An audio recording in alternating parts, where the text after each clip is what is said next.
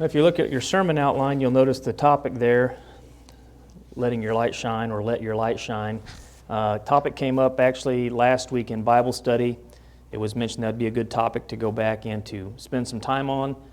And I'll be honest, as I started on this, I struggled with it on Friday and Saturday. Not because it's a topic that we've never studied before or we've heard, but I think most people kind of approach it the same way. And I wanted to look at it a little bit different.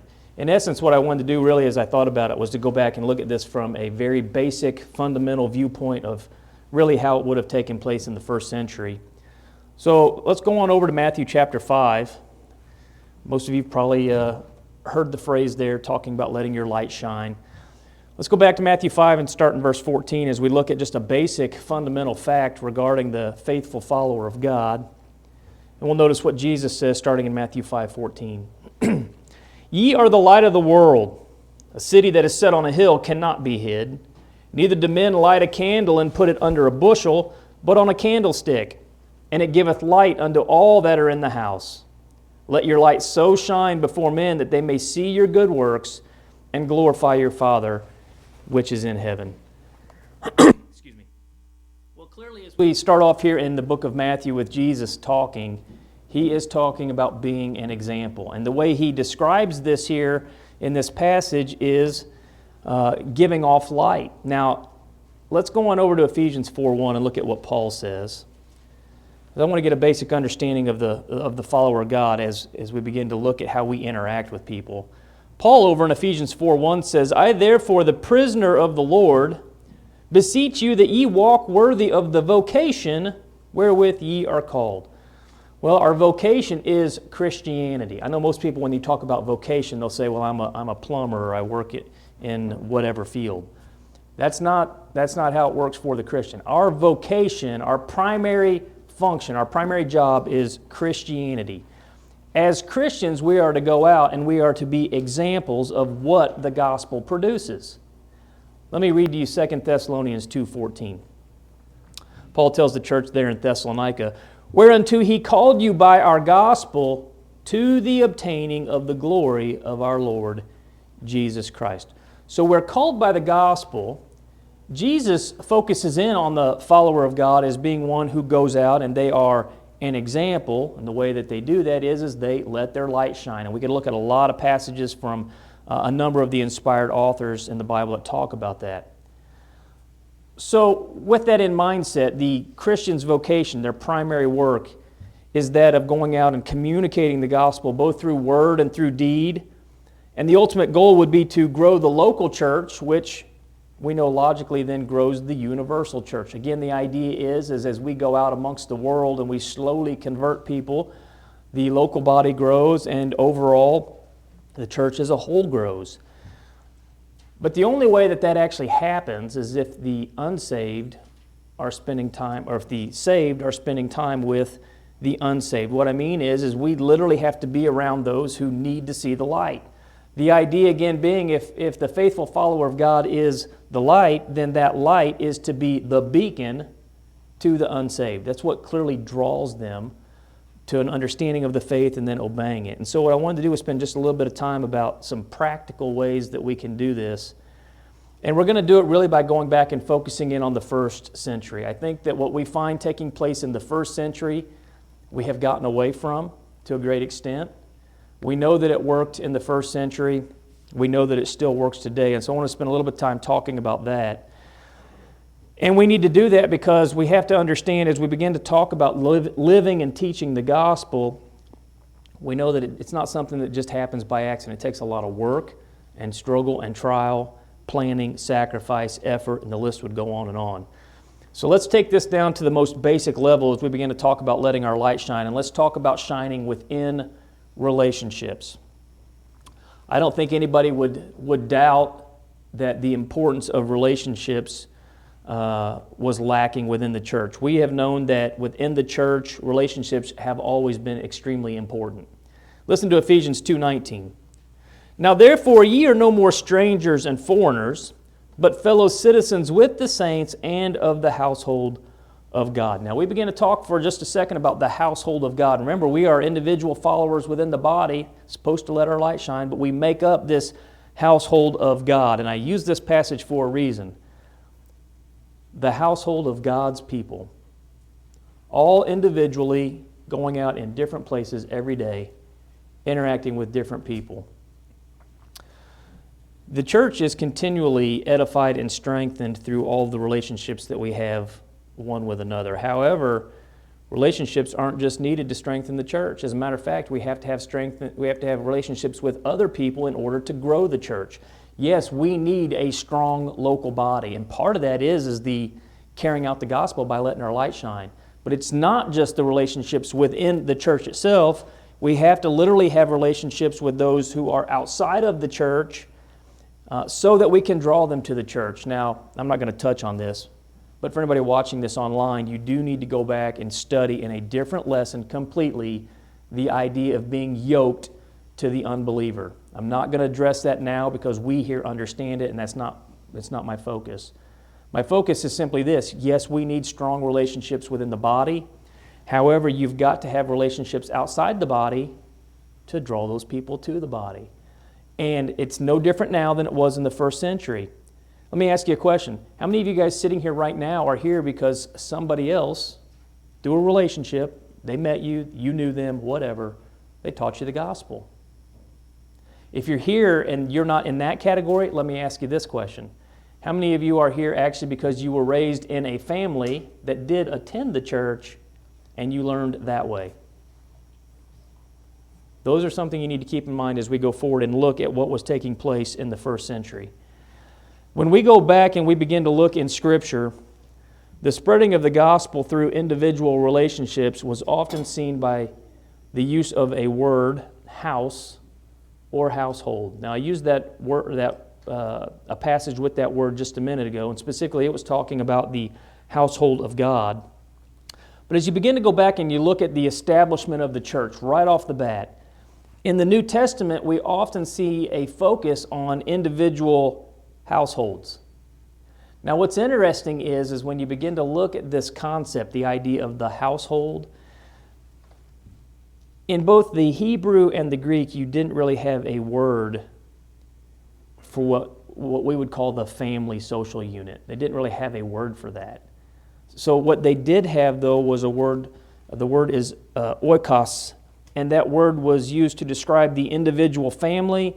Sometimes it even described a group of families, such as there's a few times we'll see where it talks about the house of Judah. Well, there wasn't just one house of Judah. There was multiple houses of Judah, but they were one body described under that one house. Kind of like we are the household of God. How many congregations are there? Lots. So when you look at that word household, which is describing a family unit, sometimes it's a very small family unit, and sometimes it's a little bit larger family unit. But we see this quite often in the New Testament where they use this word, often translated as house or household. Now, this ancient Greek word, oikos, oftentimes referred to again as house or household, is used in about three different related ways. Sometimes it's actually talking about the family, specifically the family's property and the house. Sometimes it actually changes within the text itself, and it includes more than just those living in the house. And I'm going to show you an example of that. But this unit that we're talking about, oikos, it's not really a word that we have other than we translate it as household.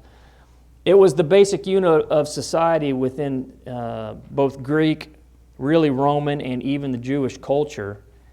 And in frequent usage within our New Testament, sometimes you do find it being used to show lineage from father to son over generations.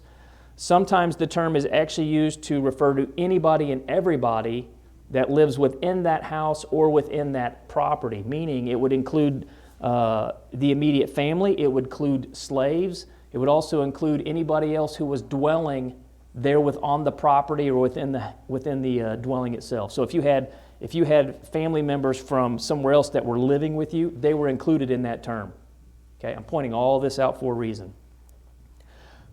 Why would there be a focus on that family unit, again with the word often being translated as household or house? Well, here's the answer. The spiritual house of God, which is the passage I started off with just a second ago, was reliant on the physical house of spiritually minded people. What I mean is there is no spiritual house of God without people within the spiritual houses going out and teaching. We have the makeup of the body, the spiritual house of God, but people in physical houses, families who are spiritually oriented, going out and teaching. That's what we find in the New Testament. Let me go on over to Psalm 127. It says, "Except the Lord build the house, they labor in vain that build it. Except the Lord keep the city, the watchman waketh but in vain." Now, over in Psalms 127, he uses this phrase here, "Unless the Lord builds the house, they labor in vain that build it." Here in this text, it refers both to those who dwell under one roof and also their heirs and their descendants. And I point that out because that's how we pretty much find the gospel being spread in the first century as people were letting their light shine. It was a very simple, uncomplicated method in the spreading of the church. As simple as this. I'll put it in a nutshell before we go any further. Each Christian was being a faithful follower of God and having an impact on the people around them. And through that very simple method, the church exploded across the face of the earth. It was clearly seen that the gospel spread through and by the family unit in the first century. It literally went from person to person, and it went from home to home. I think if you go back and you'll investigate, I only know it from reading in books because I wasn't alive then and I wasn't young, but we know that in the 60s there was a mass expansion within the churches of Christ. And if you go back and look, there was a heavy emphasis on evangelism. And for the most part, you guys know that they were teaching it from house to house. We were talking about the Jewel film strips not long ago. They were literally going house to house, very similar to what they were doing here, and it was through relationship building. That's how the gospel was being spread. That's what we find as we begin to go back and look at the New Testament. It was really the idea that each person knew somebody and they could affect that person. And so as we're talking about letting your light shine, clearly being a light and an example to the lost resulted in the gospel being preached in private individual homes. What we're talking about is Bible studies. Let me go on over to Acts 5:42. I'm going to give you a few examples here. Acts 5:42. "And daily in the temple and in every house they ceased not to teach and preach Jesus Christ." Now we go back and spend a little time on the context here, but they had just been threatened. And even though they've been threatened, the disciples here, they're still out preaching not only in the most public places in Jerusalem, but we also have them literally going from house to house.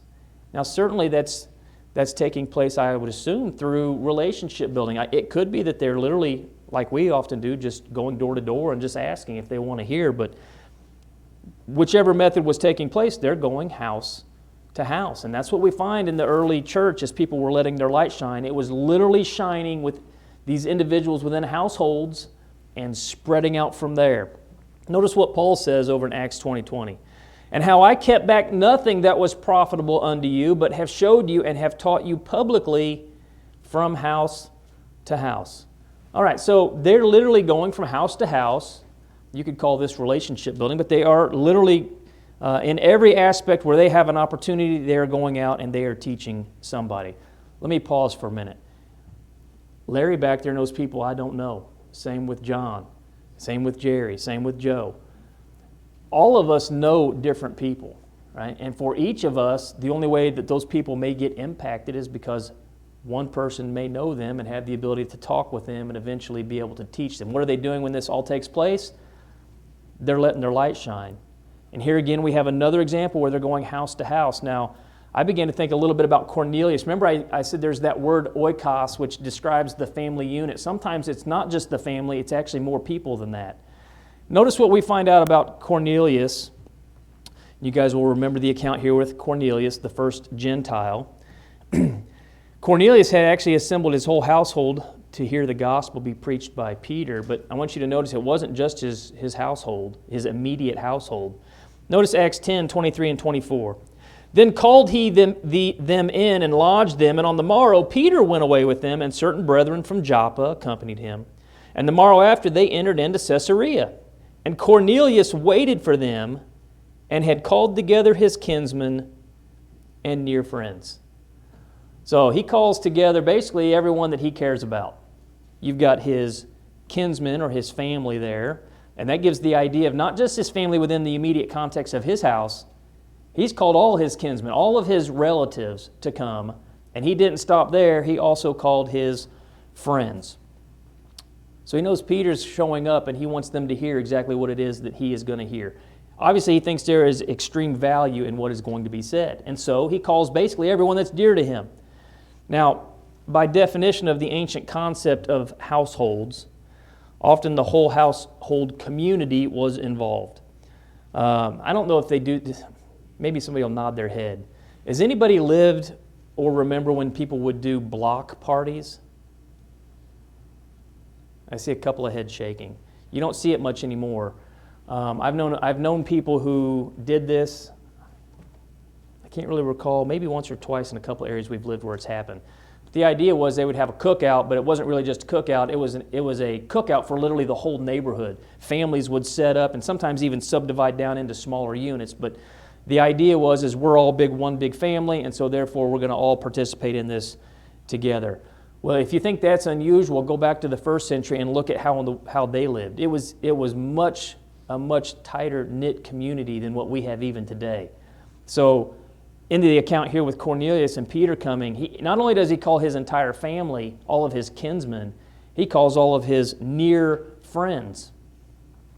The first century was very, very close, and you can see why Christianity would have spread so easy from house to house. Now, frequently when we go back in the New Testament, we do have the gospel speaking of how this spread was taking place through entire homes. Going over to Acts 16:15, we're going to look at the account here with Lydia. Most of you are very familiar. And I tried to choose initially right here before we get into the next point, quite a few verses that show this idea of the oikos, or the household, or the home. Acts 16:15, and when she was baptized and her household, and I'm going to touch on that here in a minute because it's often misused, and her household, she besought us, saying, if ye have judged me to be faithful to the Lord, come into my house and abide there, and she constrained us. Very interesting. So when she was taught the gospel, it wasn't just her. We literally have her entire household being taught. Let's go on over to Acts 16:31, and I'm actually going to correct what is often mistaught regarding households and being baptized, because here we can actually correct it and see it. This is one of the accounts you could go to. You could also go over to the account there with the Ethiopian eunuch. But notice Acts 16:31.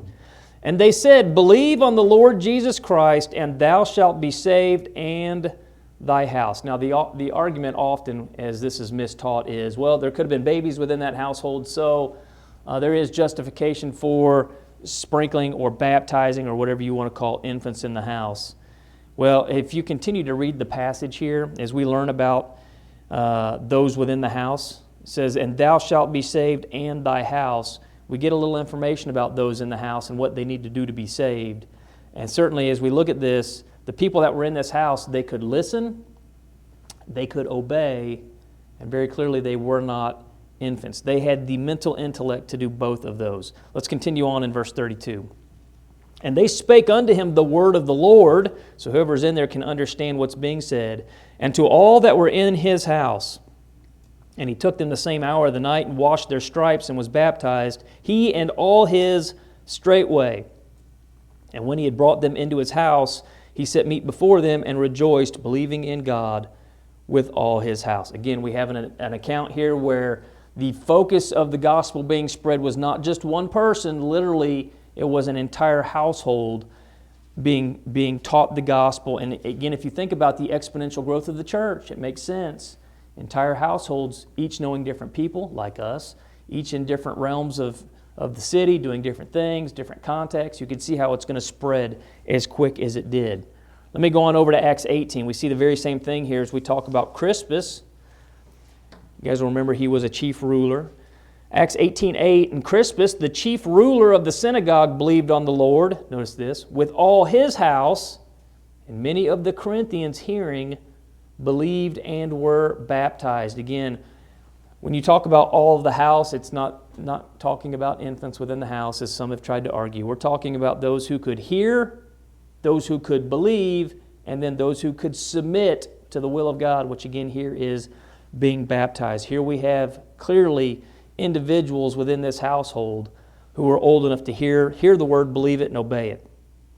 And so as we go back and we begin to look through the accounts in the Bible, and guys, we're starting off talking about letting our light shine, it seemed like this started at the most basic conceptual level at the time, which really is, even today, within the immediate need of the family and close friends. And if you think about it, it makes sense. If you had just received the greatest news you're ever going to hear, who do you go tell? Your friends, your families, the people that you spend time with on a regular basis. If people were truly worried about the unsaved going to hell, I know people don't like to hear that. If they love them enough and they think it's serious, they'd probably be trying to get that into the conversation on a regular basis. We'll talk about why that doesn't happen down here in a little bit later point.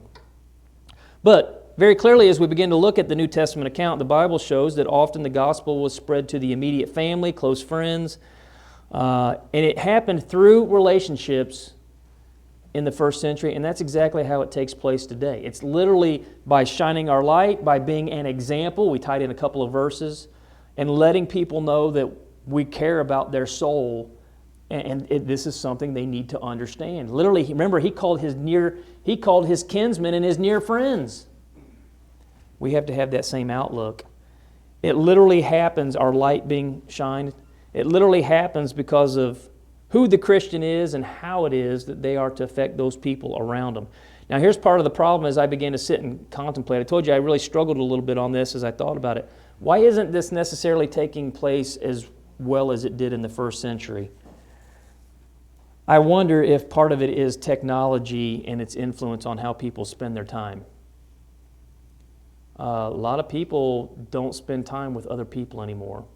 All of their time is really spent within their own home, oftentimes within their own room. They don't leave it. They don't spend a lot of time with people. They don't have a lot of conversations outside of social media, internet, and so forth. Yet, as I thought about that, even that does give an avenue in which we might be able to spread the gospel. However, statistically speaking, we know for a fact that you cannot replace the human interaction between individuals. Social media cannot do it. And I'll show you how I know that in a minute. But even facts prove that although it is an avenue, and although it's one of the avenues we use here to try to reach the lost, it is not the most effective avenue. It's just one of the avenues that we can use. So we have to be influencing the people that we have close contact on a daily basis. We're talking about friends, relatives, co-workers, people we go to school with, all of these different people that we associate with, and that would include even people that we maybe have contact with social media. I don't know about you guys, but I have tons of people on who are friends on my Facebook account that really aren't my friends. You guys know what I'm saying? They're on there, but they're not my friends. But I do have access, what little bit it is, in order to try to spread the gospel. But I would ask this is a serious question before I get into the point. Can anyone in here raise their hand if they have actually converted someone off of social media? I have not either. I have not. With all the religious posts and with everything I've tried, I have never converted a person solely from posting stuff on social media. So I wanted to point that out. Now, we need to go back again and focus on, because that's not clearly working. It is not, mass people are not walking into churches going, hey, I saw you post that on Facebook yesterday, thought I'd show up today. That's not working. We need to go back to what was going on in the first century, and I'm not talking about something crazy. John goes to work every day and deals with people. I don't know where Holly shops, but she deals with people. Larry deals with people, right? We all deal with people on a regular basis. Here's what the study showed. They did a study on about 15,000 people, and the question was, why are you at the church that you're at? Pretty simple question. Here's the answers. 2 to 3% of the people said, just walked in the door. I just showed up. You had 5 to 6% of the people that said, well, I either saw the minister online or I knew him, and so he had invited me, so I showed up. You then had 4 to 5% of the people who responded who said, I just showed up because I knew they had Bible classes and I wanted to go. You then had 2 to 3% of the people who said, I showed up for some other program, like divorce care. They were having classes on like week classes on like pornography, addiction, substance abuse, things like that. So they were having some special class, and I wanted to participate in that. That was about 2 to 3%. The largest factor for the majority of people on the poll as to why they went to the church they went to was simply this: a friend or a relative invited me there. The result was 75 to 90% of people show up and come to church because somebody just invited them there. They gave them a business card, they gave them a flyer, said, hey, check out our website. You know me, you can come and sit with me since you won't know anybody. 75 to 90% of the people at the church, that's why they went there. So now let's talk for just a second about shining by living and teaching the gospel. But with that in mind, let's keep in mind the previous point. We simply need to take advantage of what is already right in front of us. You might have a lot of people saying, and Joe, and for all the people here who know all the stuff we went through to get together, how do we stream 24/7? What can we do to outreach people? There's a lot of stuff involved in carrying something like that out. There's not near as much involved, and I'm not saying it's not beneficial. It is. It needs to be out there 24/7 so people can get it. What's not as complicated, but what is just as beneficial, is literally taking advantage of what is sitting right in front of our eyes. Literally what's in the next room at your workplace, or in the next stall, or wherever it is that you're at. And we need to go back and literally begin to focus just on that. Talking with people, spending time with people, showing that we actually care about people, building relationships with people. There was an employee the other day that was crying in my office, and I'm not there to be a counselor. That's not what my job is. But guess what you do? You forget about what your job is, and you deal with whatever issue is going on to make them feel better. And for one, it wasn't that it was a big deal. That person shouldn't have been upset about it. But here's the other thing. They need to look at each of us as those who actually literally care about them as a person. That's not part of what my job is. But what's my true vocation? Do you guys remember what I said earlier? Our vocation is Christianity. That comes first and foremost. And so in all situations, wherever we're at, we revert back to that. That's the whole goal. Again, it's so simple. We build relationships. We let our light shine. We are examples to the people around us. And this is probably not the example you would go to, but let's go on over and look at Apollos, Acts 18. As I began to think about this, Apollos kind of popped into my mind. Acts 18:24. Most of you are familiar with this account. You could actually, if you want to continue on, you can actually go over and look in Acts 19 and see some people who were taught the same thing he's teaching here. And you may wonder, how did they learn that? Well, what we learn about Apollos here is Apollos was a very smart, enthusiastic person, but he didn't know a few things. And a certain Jew, this is Acts 18:24, and a certain Jew named Apollos, born at Alexandria, you guys will recall there was a Jewish settlement there. They had given that land for the Jews. It's where the LXX was written. And that's how he would have known probably quite a bit of what he knew. And a certain Jew named Apollos, born at Alexandria, an eloquent man, and mighty in the Scriptures, came to Ephesus. This man was instructed in the way of the Lord, and being fervent in the Spirit, he spake and taught diligently the things of the Lord. Notice this, though. Knowing only the baptism of John. And he began to speak boldly in the synagogue, whom when Aquila and Priscilla had heard him, they took him unto them and expounded unto him the way of God more perfectly. Now here's why this account pops into my mind. Aquila and Priscilla, they didn't know Apollos. They didn't know him at all. It's simply a chance run-in, basically, where they see a spiritually minded person who's interested in spiritual things, and he's trying to teach spiritual things, but the problem was he was incorrect on some stuff. And so here they take it upon themselves to teach this spiritually minded person, and literally in the process of doing it, building a relationship. Now, when Aquila and Priscilla pulled him to the side, they couldn't have known in their mind what would have ever happened with Apollos. And neither do we when we sit and talk to somebody at work, right? Oh, well, that guy will probably never obey the gospel. I don't know, he might.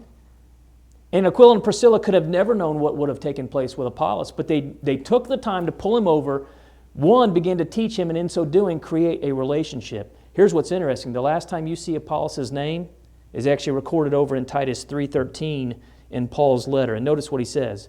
Bring Zenas the lawyer and Apollos on their journey diligently, that nothing be wanting unto them. What started out as a chance encounter with a person who was spiritually minded but wrong on some stuff literally ended up resulting in a man that Paul would consider to be a faithful, valuable co-laborer in the spreading of the gospel. And the same thing could happen to those people that we run into or have contact with at work, at school, at the grocery store. We just don't know.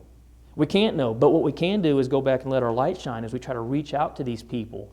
And again, it's in such a very basic way, but that's what was going on in the first century. Oftentimes starting in the household and then working from that household out and as the people went out. And so there are a number of ways we could literally go out and to let our light shine. Certainly and foremost, and obviously the most simple is this: be a faithful Christian at all times. And in so doing, you will impact every single person you come around on a daily basis. Again, what happens when we live like that? What happens when we literally have the lost on our mind as we're trying to shine our light? Not doing anything fantastic. We're not talking about having mega websites and doing anything. We're just talking about building relationships and literally a person at a time shining our light wherever it is that we are. Like literally wherever we are, we can literally be a standing beacon right then and right there. And what kind of things happen? Well, you have Bible studies. You can invite people to the congregation or for Bible study here. We do it even within the body, and we know that we do. When people aren't here, we notice it and we check in on them. Just basic fundamental things that you would do. And I know that most of us here already do this, but we can be more sensitive to it, or if we're not doing it, realize that we're not. We're going to touch on that here in a second. And we can start doing it. And again, it's just so simple. Just literally being a standing beacon wherever I am.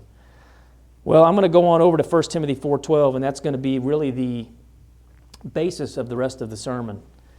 One verse that we're going to break down word by word. Let's focus on what really being an example would include. And I'm going to use 1 Timothy 4:12. Paul, as he writes to Timothy here, says, "Let no man despise thy youth, but be thou an example of the believers." Well, how do I do that? In word, in conversation, in charity, in spirit, in faith, in purity. Now, Timothy here is a preacher, and he's being told that he is to be an example. And guys, if we look at it logically, what's he being told? Let your light shine. This is how you're going to do it. He is being told to carry this out, and this command is applicable to all of us as Christians. And again, to be an example is just another way of talking about how we are beacons in this dark, dark world. But how do we do it? Well, let's break it down a little bit. He talks about being an example in word. Let me go over to Ephesians 4:29, and I'll go back. So this week, guys, I told you they were talking about putting a swear jar up. Yeah, we've got the swear jar, and somebody was actually cussing about the fact that we had a swear jar. Quarters are going in like crazy over there. I bring that up to say one of the things they talk about here is being an example in word. There's certain ways that we talked, even though we're surrounded by a world that could care less about the profane and what comes out of their mouth. Christians are not to be like the world around them regarding communication. Ephesians 4:29, "Let no corrupt communication proceed out of your mouth, but that which is good to the use of edifying, that it may minister grace unto the hearers." Guys, here's what's interesting. Here, if I used a word of profanity, I would be the unusual one, as far as I know. I would be the unusual one and would draw attention, right? So here's the sad part. Where I work, I am the unusual one because I do not use profanity. Have you ever noticed that when you're a Christian, oftentimes you are drastically different than the world around you? It's completely normal to hear foul language all day long. Christians don't talk like that. It's just one of the ways here he says that we can be an example of the believers. One's in word. There's a certain way Christians are to speak. We're to be different than the world around us. I see Larry back here, and I'm thinking Larry used to work in the manufacturing field. He knows exactly how bad it is, right? Foul language 24/7. The magic word that's a verb and a noun and a pronoun and an adjective and an adverb. Christians don't talk like that. Matter of fact, you go back here and you begin to look at Colossians 4:6. It says, "Let your speech be always with grace, seasoned with salt, that ye may know how ye ought to answer every man. As he talks about the speech there, and he talks about the idea of being seasoned with salt. Salt purifies, doesn't it? And so as we talk about our speech is to be pure, and it's to have the intention of purifying others. I do want to point something out, guys. Has anybody ever taken salt which purifies and put it in a wound? Sometimes our speech is going to sting other people. And I say that because we are often accused of many things which are not true, of being unloving because of the things that we may stand for. Guys, purification sometimes does sting. I don't know how many of you guys have put alcohol on a wound. It stings, but the purpose is purification. And that's partly what is to take place with our speech. Some people think, oh, well, his speech is to be pure, and in their mind that idea is, well, that means that there can't be any interaction or dialogue that might cause someone to be upset. No, it's to be seasoned with salt, and sometimes salt does sting as part of the purification process. Sometimes I get asked biblical questions, and when I give the answer, it's kind of like the person's kind of angry at me. Well, in the intent to give you accurate information, to purify what wrong information you have, sometimes that process stings a little. Notice what Jesus says in Matthew 12:36 and 37. But I say unto you that every idle word that men shall speak, they shall give account thereof in the day of judgment. For by the word thou shalt be justified, and by the words thou shalt be condemned. I think if every one of us would remember that we're accountable for every word we speak on the day of judgment, our speech might be a whole lot different than it literally is. Or just the attitude in which we use it would be a whole lot different. He goes on here in 1 Timothy 4:12, and he says, be an example in conversation. Now that word there is not used like we use it. We just talked about being an example in word. The word conversation here is talking about personal conduct or our manner of life. Let's go on over to Philippians 1:27. Philippians 1:27. Only let your conversation or your manner of life be as it becometh the gospel of Christ. Let me pause for a second. You go back and read the gospel of Christ, what Jesus told us to do and the example He left for us, and see if your manner of life is in alignment with that. Right? Let me continue on. That whether I come and see you or else be absent, I may hear of your affairs, that ye stand fast in one spirit, with one mind, striving together for the faith of the gospel. Well, what are we saying? Our manner of life, our conduct needs to be above reproach. Right? That means that I shouldn't be joking about improper things, looking at improper things, involved in any of that. We're going to touch on that a little bit later as we talk about being an example in purity. But the whole concept here is my whole manner of life, as I'm trying to be a light, a beacon, it's literally on display. And so I need to be in alignment with the gospel. Peter says this in 1 Peter 1:15, and I think this ties in with letting our manner of life be as it becometh the gospel. He says, but as he which hath called you is holy, so be ye holy in all manner of conversation or manner of life. What's he saying? Well, the world's not holy. And guys, we know that it's not. Just watch the news. Just talk to people. The world's not holy. And yet, we're lights in this world. We are to be holy.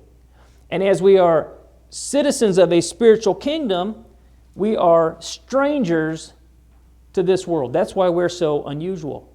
Our speech, conduct. That's why they look at us as being unusual.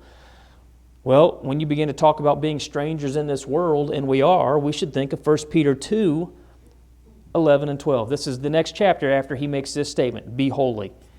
1 Peter 2:11 and 12. Notice what he says, dearly beloved, I beseech you as strangers, remember that word, and pilgrims, abstain from fleshly lusts, which war against the soul, having your conversation honest among the Gentiles, that whereas they speak against you as evildoers, they may by your good works, which they shall behold, glorify God in the day of visitation. Let me focus in on the word stranger here for just a second. If you're not familiar with the word here, if you look it up, this word stranger is literally the word a sojourner, an alien, a foreigner. It's a stranger within another person's land. And he's talking about us, followers of God, us strangers and pilgrims. Literally, we are sojourners. We're aliens. We are somebody living in somebody else's world. And we are. We live in a world of sin and darkness, and yet we're the beacon, wherever it is that we're at, or we're supposed to be, that's giving off the light to this world. And we're to be pure, whether or not they speak bad about us or not. He says, be an example in charity in 1 Timothy 4:12, or love. Well, certainly if you begin to think about this world, that's something that's lacking. I'm talking about true love, not as the world defines love. But listen to what Jesus says over in John 13:34 and 35. A new commandment I give unto you, that ye love one another as I have loved you, that ye also love one another. And by this shall all men know that ye are my disciples, if you have love one to another. I think we live in a world that is truly devoid of actual true love and concern for other people. And yet we do let our light shine by the way that we think about others and how we show love for others. And in doing so, that's how we grow the church. I had mentioned the other day that there's a certain person, I won't go into detail, that at my workplace, but they're involved in a manner of lifestyle that I don't agree with at all. Totally disagree with it. You've heard me preach against it. But every day I find that person, and every day I go out of my way to talk to them. Not because I condone what they do, but they have a soul. But as I thought about it, and I didn't mention this, I have another person who has a serious alcohol problem. But you know what? I go find that person every day also and talk with them because they have a soul just like this other person. We can start talking about what sin somebody's involved in. Sin is sin, right? Every one of them has a soul that needs to be saved. And I can, for what few minutes I get to talk to them or however much I get to interact with them, I get to be, for a short time, maybe that little beacon that might give them just an understanding of what Christianity is. Maybe it could make a difference. We know that it started from house to house and individual to individual in the first century. They were involved in sins too. Many of them pagans, as we're learning in 1 Thessalonians, right? And yet somebody's light taught them the gospel, and the church began to grow. He says, be an example in spirit. Over here in 1 Timothy 4:12, he's talking about attitude. And I'm going to touch on attitude for a minute and use two verses. I'm going to use one here for just a second and make a jumping point. Most of you are familiar with Jesus, Sermon on the Mount, Matthew 5:3. He says, blessed are the poor in spirit. He's talking about humility. For theirs is the kingdom of heaven. Jesus is contrasting the idea of one being humble or having humility as opposed to a person who is haughty and high-minded, self-guided, they think that the world revolves around them. A humble person actually sees the reality of their speech and their conduct, their manner of life, and how it affects all those people around them. Now again, if we're thinking about ourselves as being the beacon, and we are humble in our mind as to really the impact we have on other people, here's what we learn. An attitude or a spirit of lukewarmness, it doesn't grow the church. You look at the first century church, and it was spreading from home to home, right? Individuals within the homes, and it was just across the world. How fast does the church grow when individuals within the church are lukewarm? Let's go on over to Revelation 3, verse 15 and 17, because I think this is the serious detriment that is actually helping the church to not grow. It's us. We're lights in the world, but we're not really turning the light on. Revelation 3:15, I know thy works, that thou art neither cold nor hot. I would thou wert cold or hot. So then, because thou art lukewarm and neither cold nor hot, I will spew thee out of my mouth, because thou sayest, I am rich, and increased with goods, and have need of nothing. Does this sound like our society today, guys? It does. And knowest not that thou art wretched and miserable and poor and blind and naked. I wish we could go back and spend some time on that. For the most part, I think many of the churches you look at, and you may even look at their outlines and their sermons and say they're preaching the truth, but they're lukewarm. Some of them so lukewarm that they eventually are backsliding into no longer being faithful, or they're just going off into apostasy because they don't even have enough oomph in them to go out and to double check whether something's accurate or not. I think lukewarmness is part of the reason the church is starting to diminish. People are the lights within the body, but many of them are not taking the opportunity to affect the people around them. And it's because they're just lukewarm. It's the idea of, I go to the right church, they teach the right thing, I'm good. And it doesn't go any further than that. They're not even using their daily interaction with people to try to draw people to the church. It's become all about themselves and where they are and who they are. I'm good. I go to the right place and they teach the right thing. They do the 5 acts of worship. Well, by doing that, they're certainly not being an example of faith. 1 Timothy 4:12 says we're to be an example in faith. The Hebrews writer, I wish we'd go back and spend all the time on chapter 11. I'm almost done, guys. The Hebrews writer addresses the true meaning of faith. I'm just going to use one passage, Hebrews 11:6. But without faith, it's impossible to please Him, for he that cometh to God must believe that He is, and that He is a rewarder of them that diligently seek Him. Well, certainly there's a lot of verses we could have pulled to talk about faith, but the faith we possess in salvation through Christ is actually the same faith that we put on display in order to reach the unsaved. The faith we have in God and the promises He has made to us is the same faith which literally causes us to go out and to be the beacon to the lost people around us. It's literally the faith that drives us to be the light in the world. And the same thing in the first century. It's what caused the individuals within those houses to go out and to literally impact person by person, house by house. Here's the last one. Over in 1 Timothy 4:12, he said to be an example in purity. Matthew 5:8, Jesus said, "Blessed are the pure in heart, for they shall see God." We could preach for an hour just on that one verse. There's so many areas within people's lives where they are not pure and where they need to be pure, but they're not. And many people are struggling with how to deal with those individual issues. Let's go on over to Philippians 4:8 because purity starts within the mind. And you guys all know the passage. Philippians 4:8. Finally, brethren, whatsoever things are true, whatsoever things are honest, whatsoever things are just, whatsoever things are pure, whatsoever things are lovely, whatsoever things are of good rapport, if there be any virtue and if there be any praise, think on these things. Guys, we do this because of the promises made to us as Christians. And just imagine if you were surrounded by people in your everyday life, at work, at school, wherever you are. Imagine if you were surrounded by people who that's how they thought and that's what they thought at all times. You imagine how different this world would be? But we're not. We are in a world of darkness where we are sojourners, we're aliens, we're foreigners, trying to show our light, trying to be a beacon, and yet we are surrounded by people who do not think like we see recorded in Philippians 4:8. Your last passage, 2 Corinthians 7:1, Paul says, "Having therefore these promises, dearly beloved, let us cleanse ourselves from all filthiness of the flesh and spirit, perfecting holiness in the fear of God." Why?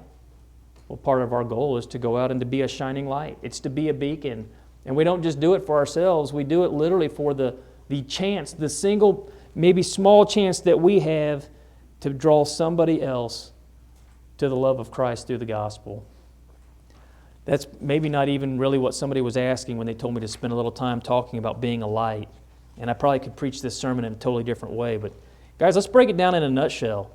Virtually every sermon probably should end the same. What was the goal of Christianity? To be faithful and to go out and to teach other people the love of Christ through the gospel so that they would become also faithful Christians. And guys, when you begin to talk about being a shining light, it's hard. It is hard for all of us to be shining lights and good examples. And I'm not preaching this to you saying I have it all, I do it all perfect. I don't.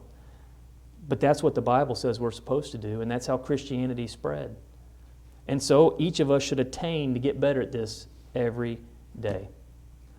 As I draw this to a close, my concern would be for anyone here who's not a Christian or for anyone watching this online.